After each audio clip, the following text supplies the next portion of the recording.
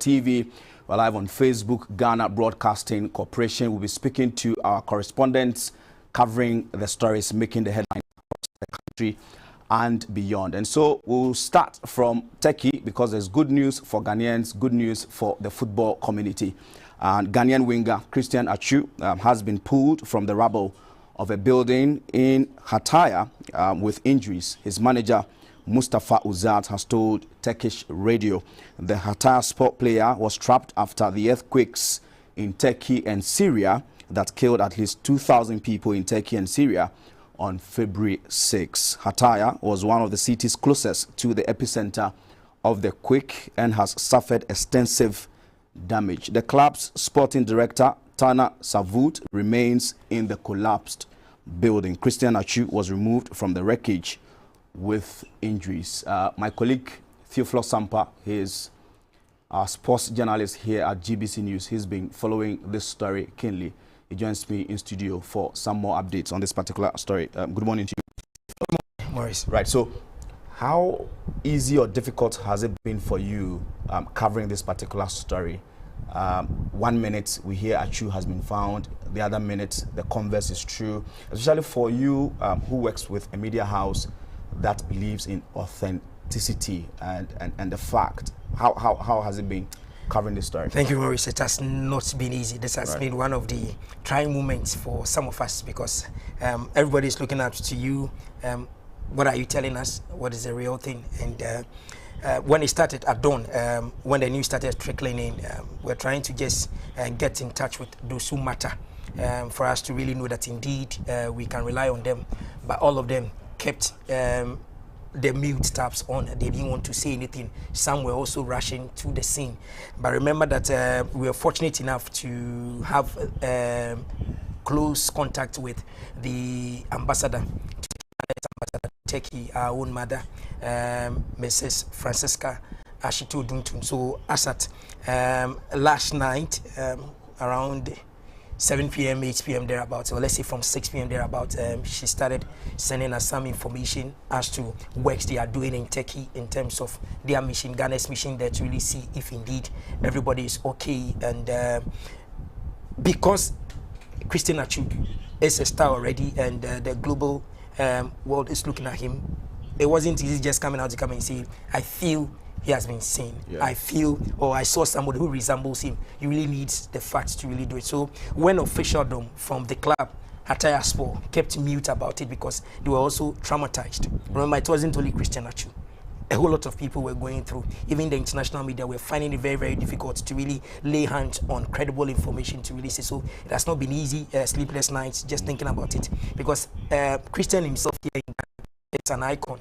He's loved by many because of his charitable works he has been doing. We're talking about that, but you can confirm that he's been found. Officially, yes. I hear he's responding to treatment. Yes, he's responding to treatment. He has an injury on his leg. He has some injuries. The magnitude, 7.8. The biggest so far, and I gathered that this is the first time it has happened in 100 years. So this is huge, and it has flattened the whole community. So if you look at it very well, it's not something that when you are in and you happen to be on the ninth floor of the building, and so if you happen to be there and even it is not concrete and it is even wooden structure, you still be hurt one way or the other. Looking at the way the building was flattened to the ground, it was virtually buried. And if you look at it, it's very, very dangerous. So when news came in that when the community guys started going there, initially they weren't having any tools to really work. Some were using their bare hands to help. Yeah. So there are days that they call time, then they shout, "Is somebody there?" So they heard news coming in that they heard Christian Atsu's voice. Sure. And then they also heard that of the sporting director's voice in the rubble. So they tried rescuing, and then lo and behold, they located where, with the help of drones and other things, they saw where light was, and then they started. At a point they had to rely on some equipment from a construction site. Yes, to really come on board. The rescuers were very far away from Hataya. Yes, indeed. And if you look at it very, very well, it was really very, very difficult. We are now seeing international aid coming in now to really come and help them. But the local people over there really did the human's job. Although lives have been lost, I think that's what they are doing. Imagine they didn't do, we could have seen worse than what we've seen already. So Christian Achu, they had the voice, they went in there, helped him, but that of the sporting director, they are yet to really find out exactly where the voice is coming from for them to help. And so we are all crossing our fingers and hoping that he will also be rescued, just like the way so the rest of the players were rescued. For those of us who have, I mean, huge deficits when it comes to football, this is actually where Christian Achu has come from. Why he had to go to Turkey to play football. At a point, he used to play for the Black Stars. I mean, he's still a Black Stars player. There are days when you don't get a call-up based on a coach's decision. Doesn't necessarily write you off that the Black Stars you can't play.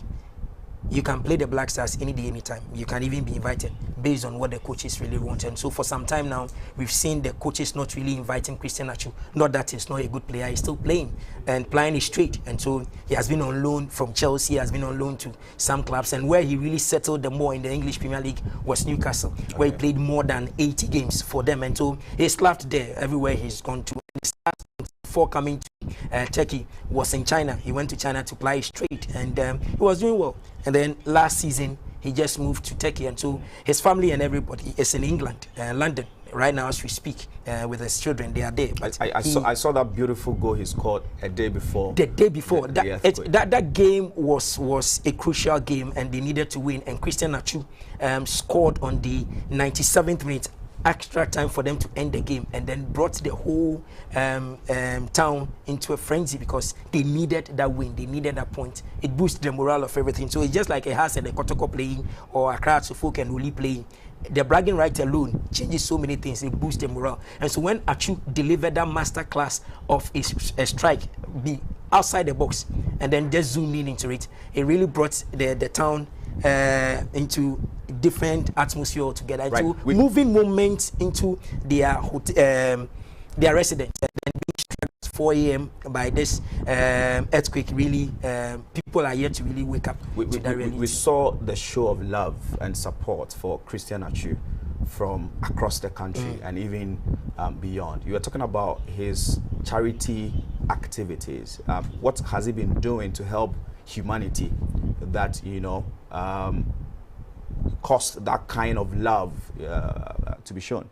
Achu, from where some of us knew him from, wasn't coming from a well-to-do home, and so he also started from the Zungus, the downtrodden. And so when he was spotted by Mr. James Kwesi Appiah and the team, and Mr. Abdul Hayati, the current bodybuilding president, Cheetah FC, picked him up and then went through that scene and everything. It was all good, and he went through it. Since he started playing for the Black Stars, he has been helping. Any day he gets the opportunity to do something, Achu really going out there, giving arms for footballers in this country and for the deprived community. They understand, because jerseys, they get it for free, boots, playing kits for them to also feel at home, to just produce another Christian Achu.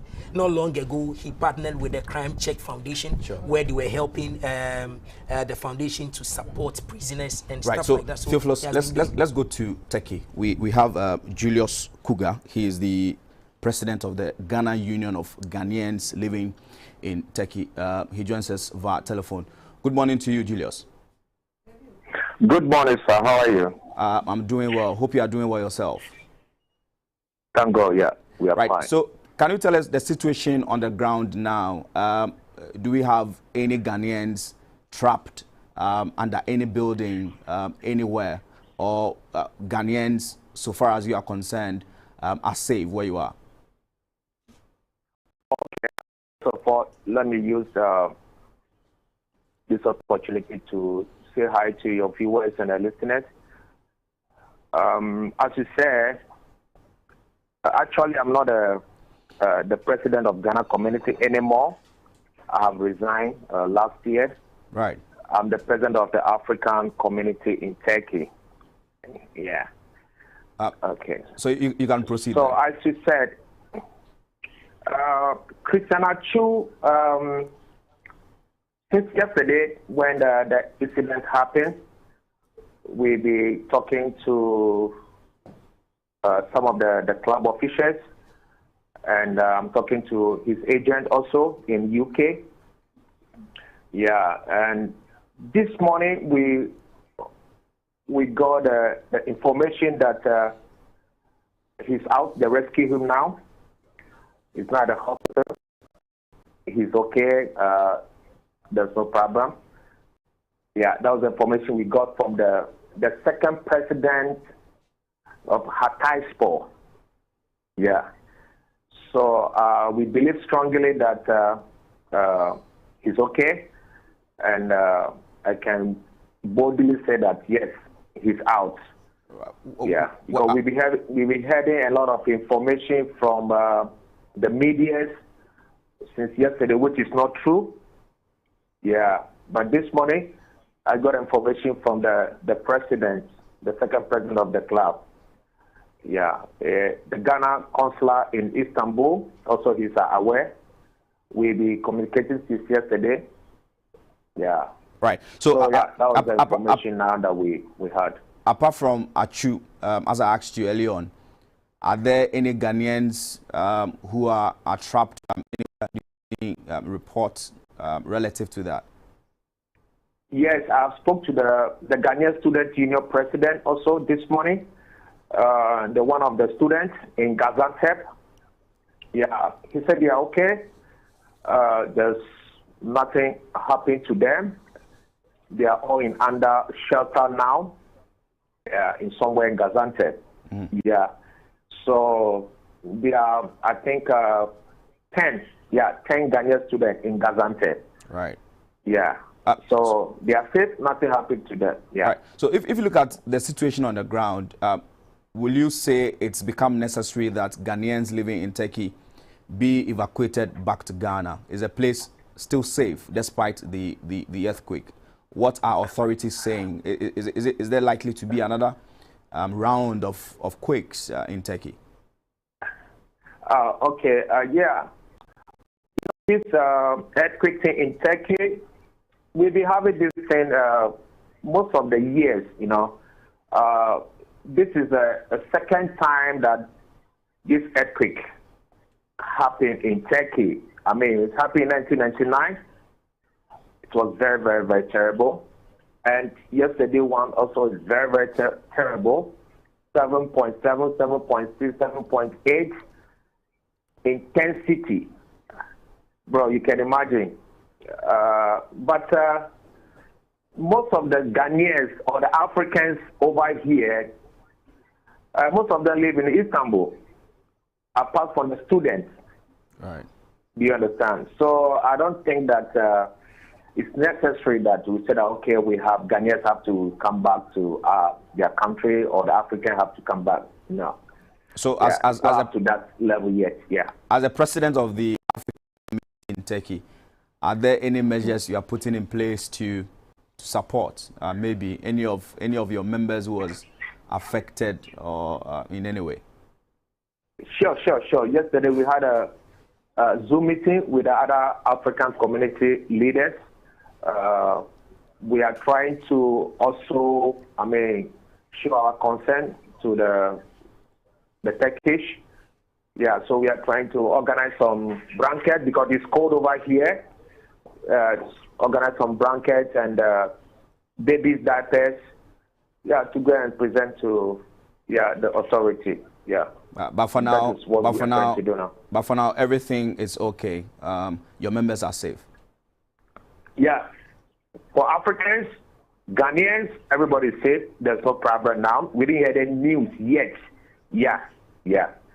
Nothing yet. Everybody is safe. I spoke to the Nigerian footballers over here. Those are playing in other clubs also. Everybody is safe. There's no problem.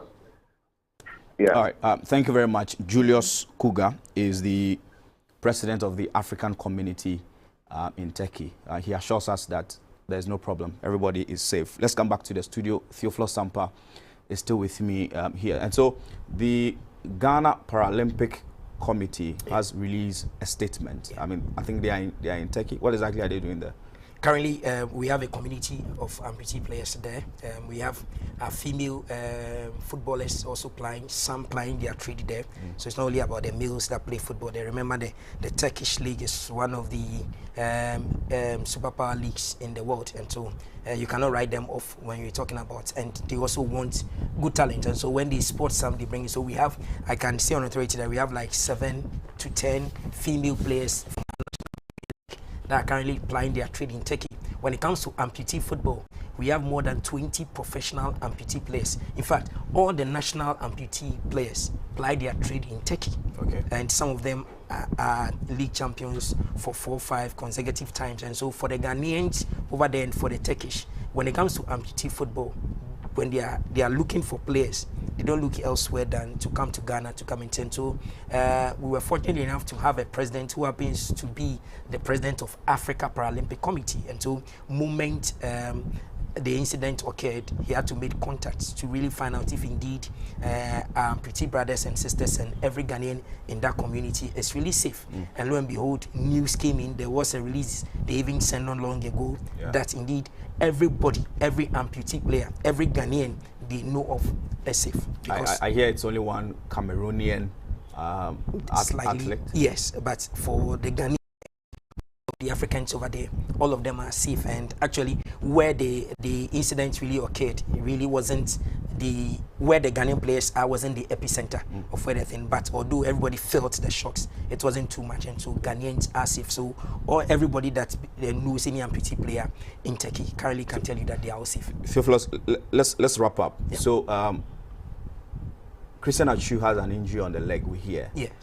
I know you do not really know the extent of the injury, but then is it likely to affect his football career in any way? I am praying no, because currently we just want to assess the extent of damage, because if you look at what has really happened from the videos we've seen, if you are at the 9th floor and the building collapsed and the debris are on you for 26 hours, indeed it's a miracle. That's you right. Coming out. So we are hoping it will not affect him that much, and we are hoping that the health experts over there will really master the act and really take him out from any other thing. We've seen dangerous tackles and other things that players are able to come out from, but we are hoping that this one he will be able to come out and then continue his trade. We are hoping also that we'll get psychologists as well to also go and then interact with him as well. And right. So we are all crossing our fingers. We're still praying for Christian Atsu, and I'm hoping that Ghanaians will continue to pray for Christian Atsu till we see him here in Ghana, till we see him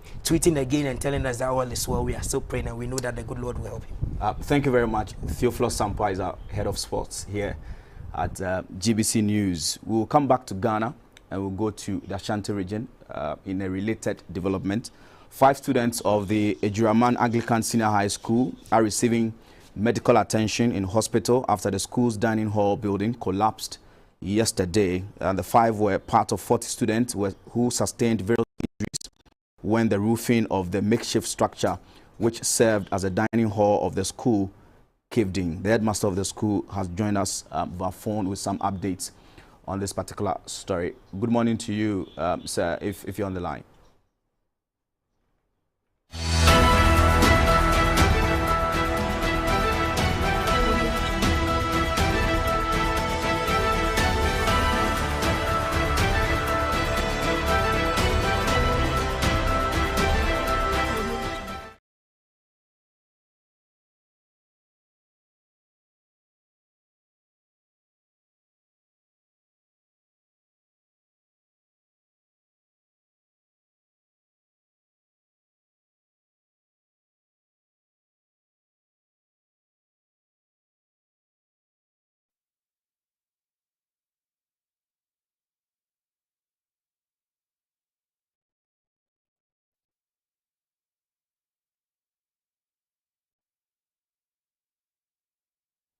Welcome back. You're still watching the real-time news alive on GBC News alive on Facebook, Ghana Broadcasting Corporation. We'll go back to the Ashanti region, where we are told that 5 students of the Ejuraman Anglican Senior High School are receiving medical attention in hospital after the school's dining hall building collapsed yesterday. Our Ashanti regional correspondent Nicholas Osewusu joins us with some updates on this particular story. Good morning to you, Nicholas.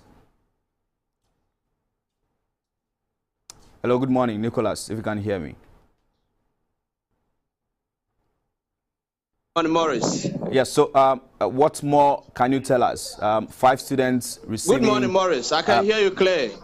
I'm saying, what more can you tell us concerning this particular story?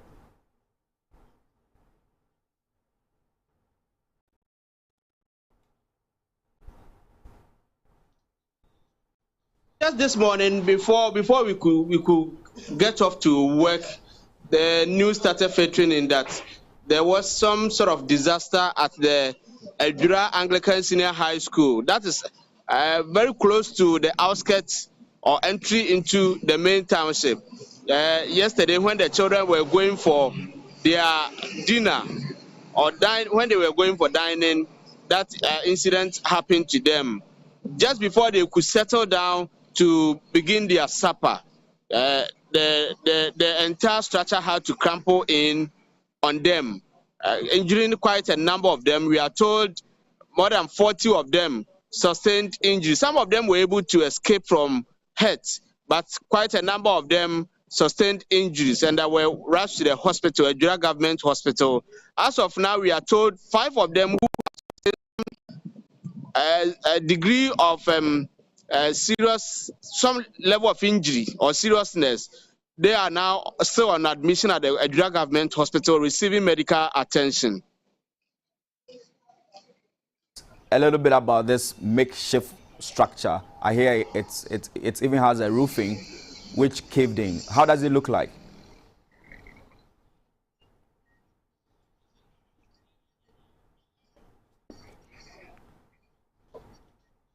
It's like a pavilion. It's not a complete structure as we know of properly built dining halls in most of the senior high schools, and so this is made of the foundation, block foundation, and then the pillars have been erected, and then the roof laid. So that's what is serving as the temporary dining hall facility for the students. Right. And so it does not, or do I say it did not have enough strength as compared to a complete concrete or block building. So when the rains came in with the storm, it became no work at all for the storm, so to speak. And so it had to be ripped off, and then the entire structure had to come down on unfortunately on the students, injuring them in the process. Right. So, Nicholas, do you have any latest updates on the 5 students who are receiving medical attention? What's their state as we speak?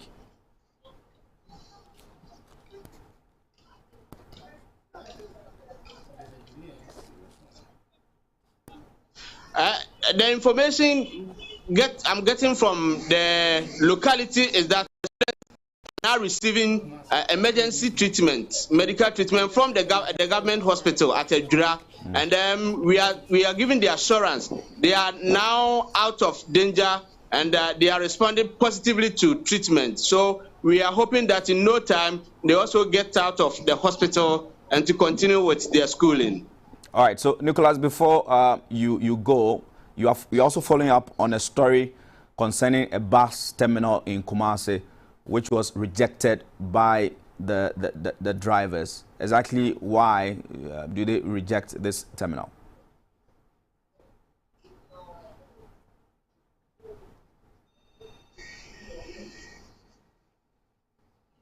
Yeah, Morris, if you ask me about the terminal, yes, it is a fact. I am currently located at the Chirapatre lorry terminal. It is a component of the AFD dual carriage road from Ahinsai to Chirapatre, the fire service regional head office. If you can see from the shots, that is exactly where what I'm projecting to our viewers. And this facility, even though the main road project is almost about complete, it's not yet complete. But this particular terminal has been completed about more than a year ago and officially handed over to the municipal assembly. Now, this area used to be part of the Kumasi metropolis, but at the last creation of new assemblies, this area under the Asokwa municipality was created out of Kumasi metropolis, so it is within the Asokwa municipality, and that is under control and management of the Asokwa municipality. Now, this area is becoming almost a white elephant, even though so much money has been sunk into its construction. The transport operators are refusing to operate from this particular area. If you can see from here, quite a number of locations or destinations are supposed, the drivers are supposed to be operating, but they are refusing to use this particular. It's quite a modern edifice that is that has provision for most of the new or modern logistics or facilities that befit the status of such a social amenity. You can talk of modern toilet facility, office complex. We also have the various terminals here, very decent with a seating arrangement for both the transport operators and the passengers. Nicholas, it is quite baffling as to why they are refusing. The transporters are refusing to patronize this facility, and it is going to also affect the assembly in terms of revenue. Right. So, Nicholas, are you able to tell us the exactly why they are rejecting the bus terminal? Is it a fact that it is far away from the existing bus stop where the commuters, you know, join their buses?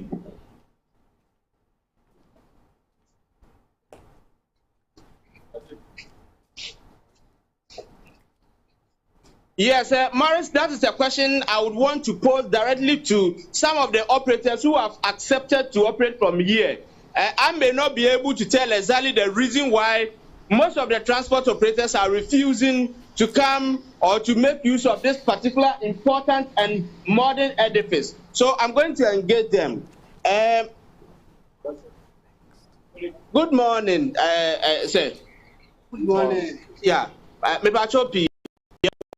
GBC News, that is a GBC channel back on our cry your whole life.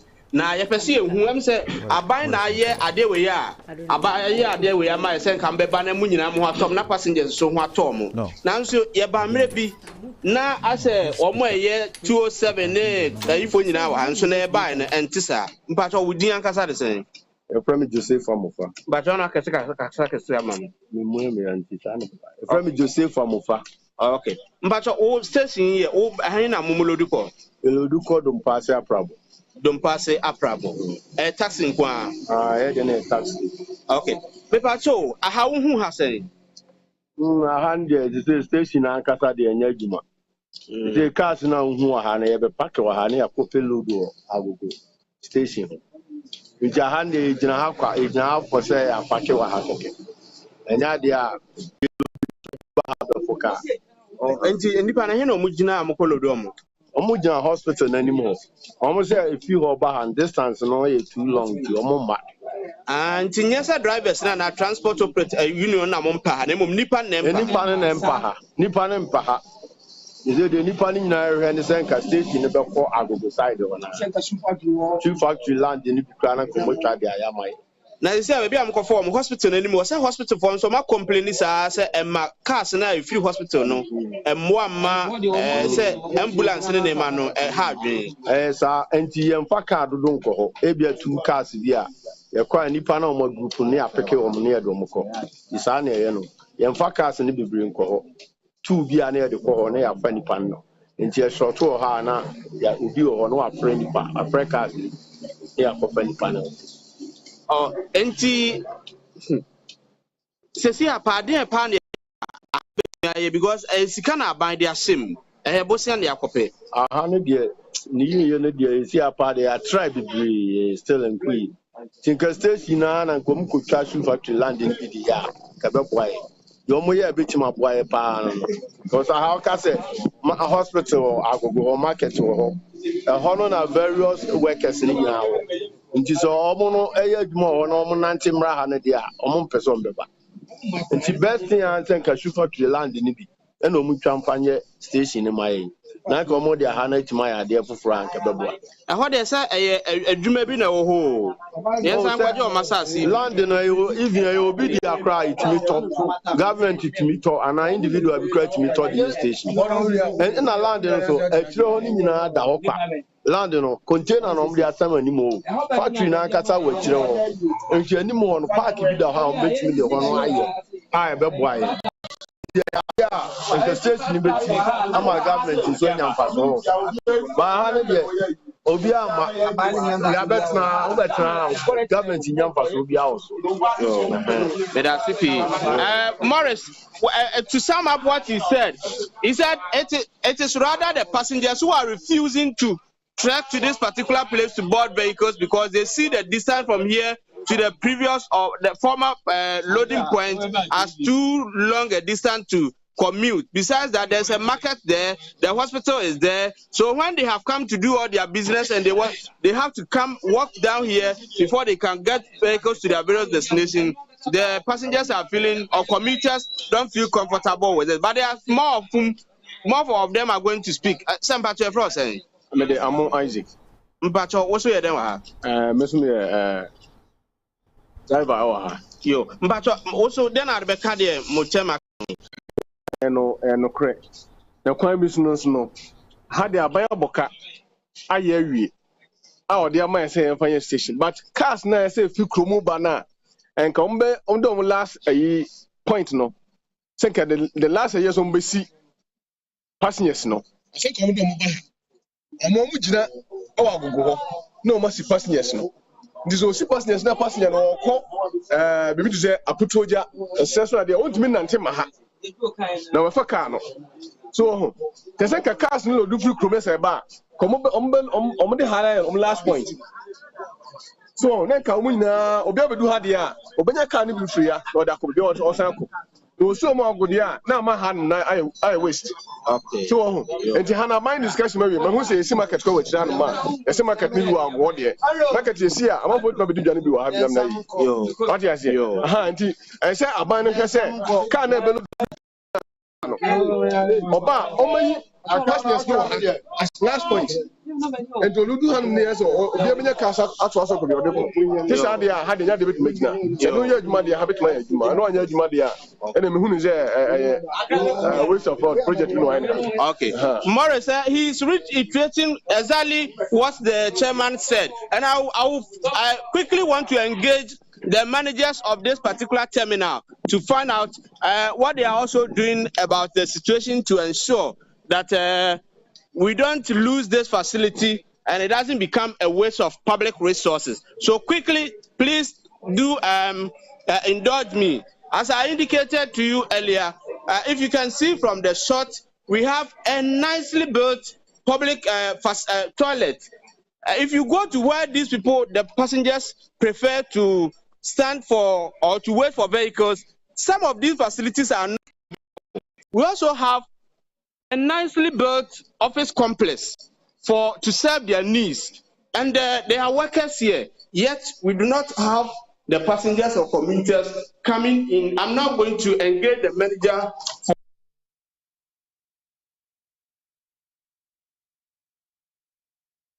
All right, so that was our Ashanti regional correspondent, Nicholas Osewusu, bringing us updates on that bus terminal in Kumasi, which has been abandoned by both drivers and commuters because just as we have at the Achimota bus terminal, they believe that the new terminal is far away from the old bus stop where they used to board their vehicles. And so the drivers and the commuters alike will not like to use the new terminal, which has been built with public funds. This boils down to lack of consultation when authorities decide to construct some of these facilities for the people who are going to use it. So that was our Ashanti regional correspondent, Nicholas Ose Wusu there. Let's go to Parliament now, because the third session of the 8th Parliament reconvenes today. The Speaker of Parliament, Abang Bagbin, last month served notice that Parliament will reconvene to begin the work of plenary of the House. A release by the Public Affairs Director of Parliament, Madam Kate Addo, said 61 bills are expected to be presented in Parliament during the first meeting of the 8th session. Some of the bills highlighted to be taken include the Affirmative Action Bill 2023, Consumer Protection Bill 2023, and the Ghana Health Service and Teaching Hospital Bills 2023.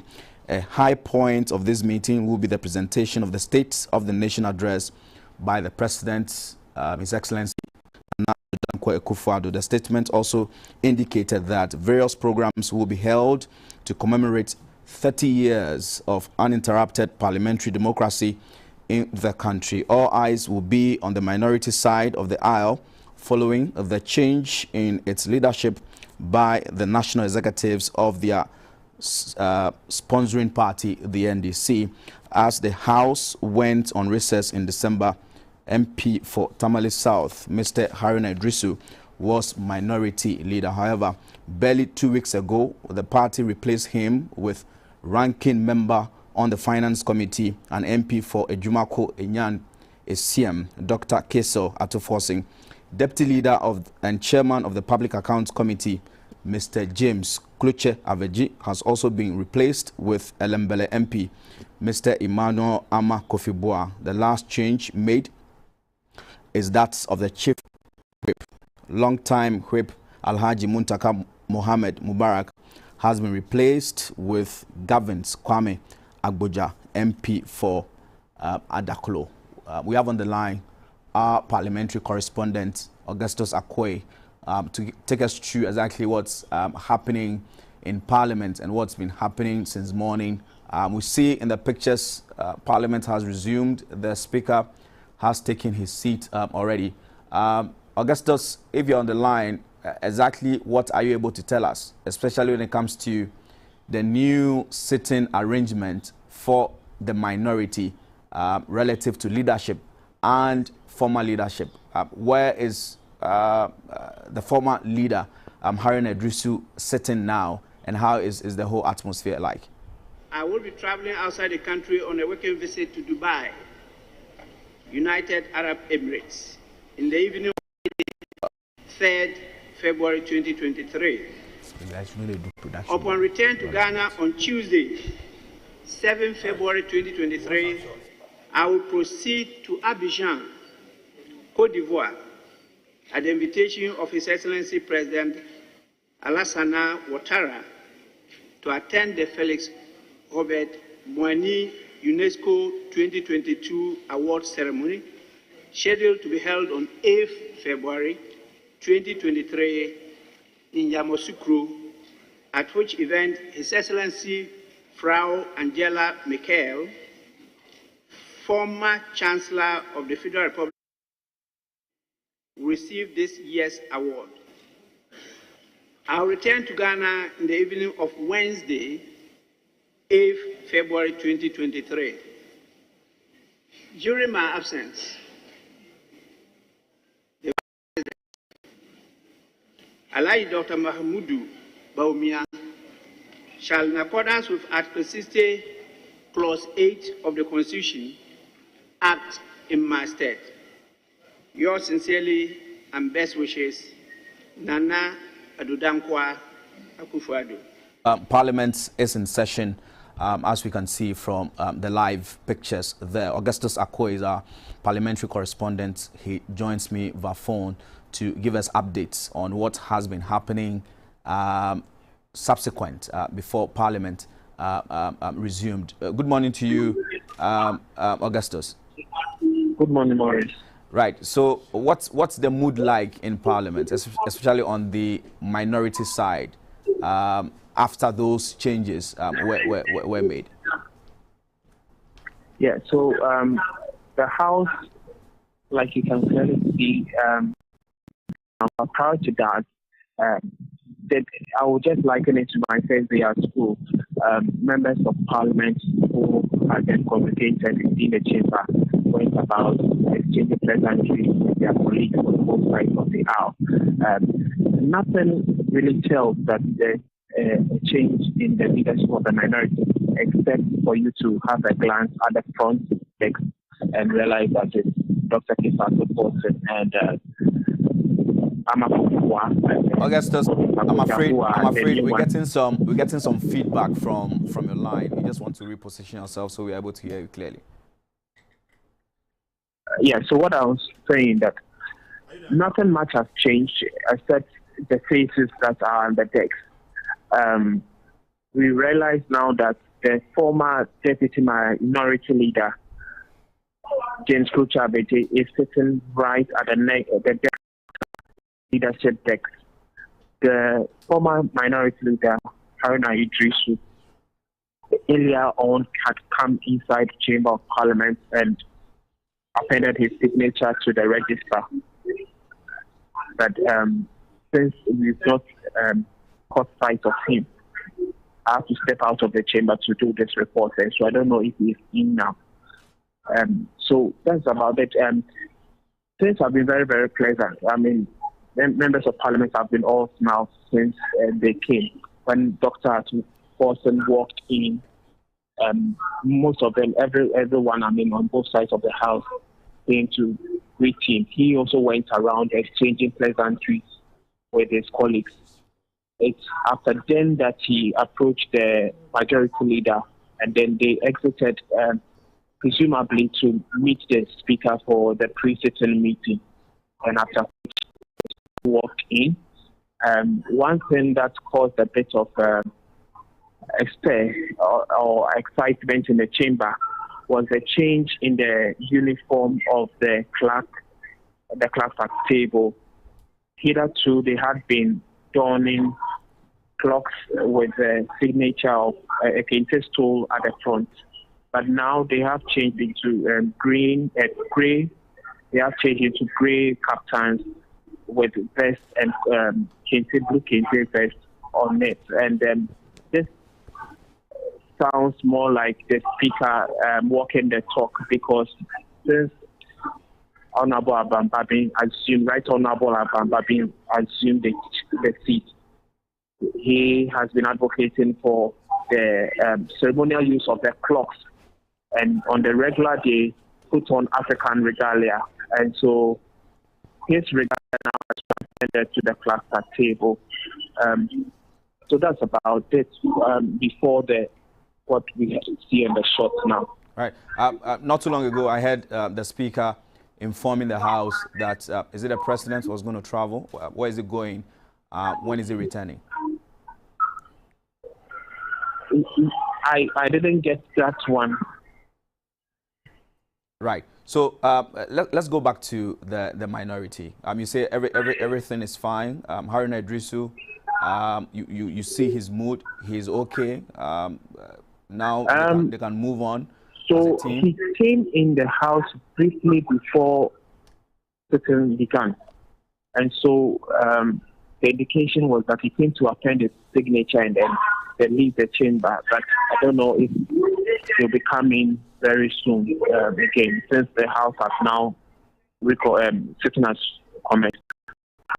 Right. Finally, before I let you go, one of the bills that is going to be considered is the affirmative action bill. This bill has been in Parliament for, a very long time. Are you confident, from where you report, that this time around some progress is going to be made with the affirmative action bill?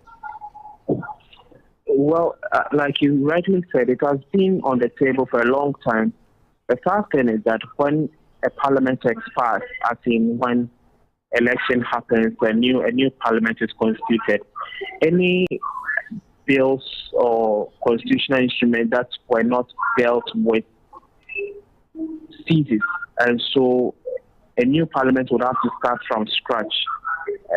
But with the speaker being a very passionate advocate for affirmative action, we are hoping that before this House dissolves, the affirmative action bill will see the light of day.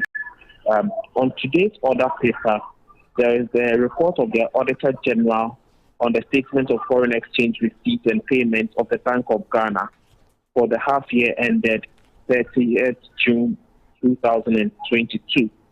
That will be tabled. There will also be the report of the Auditor General for the government of Ghana COVID expenditure for the period March 2020 to June 2022.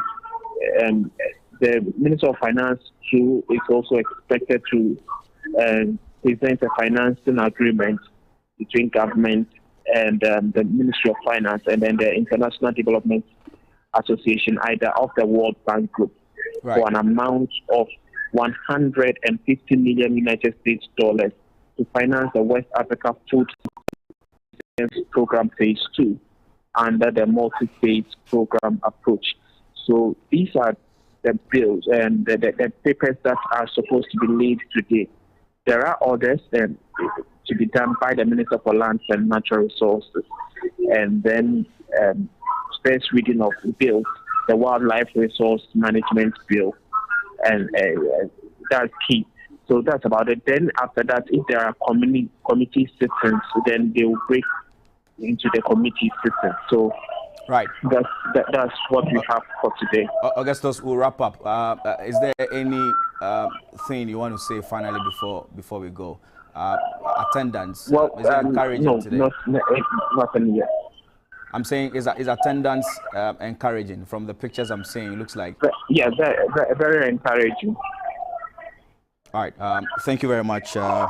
Augustus Akoy is our parliamentary correspondent there, telling us that the new leadership of the minority group has taken position, and it does appear that there is calm, and the minority in parliament will work seamlessly as they've always done, even before the change in leadership from their side. And so parliament has resumed. Some of the bills, as I said, that will be considered will be the Affirmative Action Bill of 2023, the Consumer Protection Bill 2023, and the Ghana Health Service and Teaching Hospital Bills 2023. A high point of this meeting will be the presentation of the State of the Nation address by the President, His Excellency Nana Addo Dankwa Akufo-Addo, who we are told has traveled. And then there's going to be a statement also indicated that various programs will be held to commemorate 50 years of uninterrupted parliamentary democracy in the country. All eyes, as I said, on the side of the minority, following the change in its leadership by the national executives of their sponsoring party, the opposition NDC. And so Parliament, as we saw in the pictures, has resumed, and the proceedings will continue. Let's go to the northern region and speak to our correspondent, Mutala. He's following that story on the passing of the overlord of the Gonja Kingdom, Yagbonwura, who passed on a few days ago. Good morning to you, Mutala.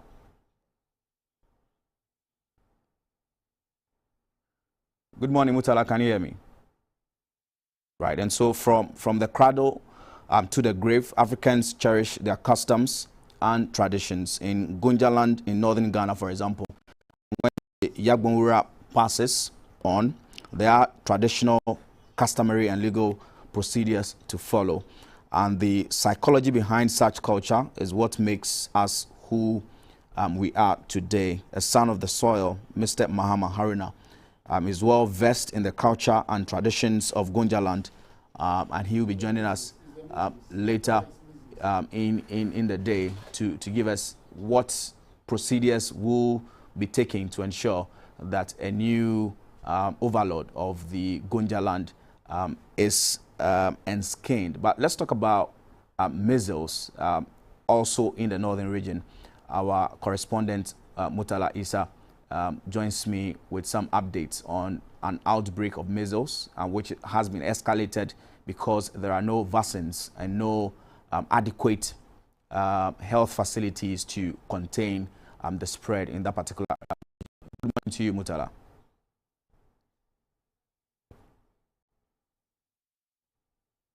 Hello, good morning, Mutala Isa.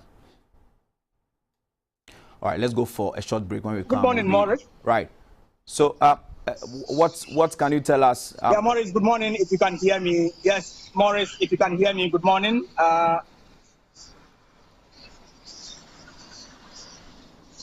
Yeah, so Mutala, you can go ahead. Give us the updates you have concerning the outbreak of measles. Yes, thank you very much, Morris. If you can hear me, the network is not too good, but what I can confirm is that indeed at least 4 districts within the northern region have confirmed the presence of measles in these districts. They are the Tamale Metropolis, the Sanargu Municipality, the Bushegu District, and the Karaga District. We are also learning that there are other districts that have measles in this region. In the Tamale Metropolis alone, we are learning of at least 70 cases.